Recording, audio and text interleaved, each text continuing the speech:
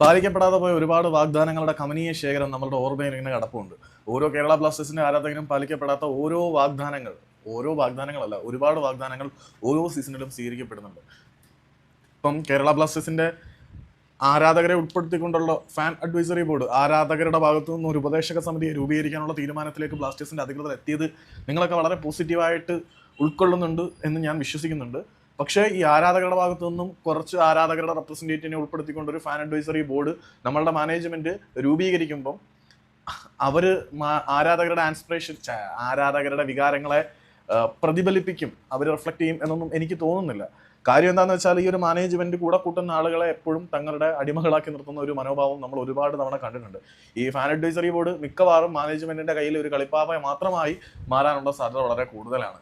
ഇപ്പം മാനേജ്മെന്റിന്റെ chips കച്ചവടത്തിനും soda കച്ചവടത്തിനും tissue paper കച്ചവടത്തിനും പുതിയ മാർക്കറ്റിംഗ് ടെക്നിക് എന്നതിനപ്പുറത്തേക്ക് ഒരു ഫാൻ അഡ്വൈസറി ബോർഡിനെ അതിന്റെ രൂപീകരണത്തിനെ ഞാൻ വലുതായിട്ടൊന്നും കാണുന്നില്ല. ഈ നെഗറ്റീവായിട്ട് കാര്യങ്ങളെ അപ്രോച്ച് ചെയ്യുന്നു എന്ന് നിങ്ങൾക്ക് തോന്നിയാൽ പോലും നമ്മളുടെ അനുഭവങ്ങൾ തന്നെയാണ് ഈ നെഗറ്റീവായിട്ട് ചിന്തിപ്പിക്കുന്നത്. അപ്പം ഈ കേരള ബ്ലാസ്റ്റേഴ്സിന്റെ ആരാധകരിൽ നിന്നും 10-25 പേരെ ഉൾപ്പെടുത്തി ഒരു ഫാൻ അഡ്വൈസറി ബോർഡിനെ കൊണ്ടുവന്ന് തീരുമാനങ്ങൾ എടുക്കുന്നതിൽ അവരെ കൂടി ഉൾപ്പെടുത്തിക്കൊണ്ട് എന്തെങ്കിലും മലമറിക്കും എന്നൊന്നും എനിക്ക് തോന്നുന്നില്ല. കാരണം ഈ ആരാധകരെ തിരഞ്ഞെടുക്കുന്നതിന്റെ മെറിറ്റും മറ്റു കാര്യങ്ങളൊക്കെ കണ്ടറിയേണ്ടിയിരിക്കുന്നു. എനിക്ക് വലിയ വിശ്വാസമൊന്നുമില്ല. നിങ്ങൾക്ക് ഈ ഫാൻ അഡ്വൈസറി ബോർഡിന്റെ കാര്യത്തിൽ വലിയ പ്രതീക്ഷകളുണ്ടെങ്കിൽ നിങ്ങളുടെ അഭിപ്രായം എന്താണെന്ന് കമന്റ് ചെയ്താൽ എനിക്കും കൂടെ അറിഞ്ഞാൽ കൊള്ളാം നിങ്ങളുടെ അഭിപ്രായം. എനിക്ക് തോന്നുന്നത് ഇതൊരു പുതിയ കളിപ്പാവളെ ഉണ്ടാക്കുന്ന ഒരു പരിപാടിയായിട്ടാണ്.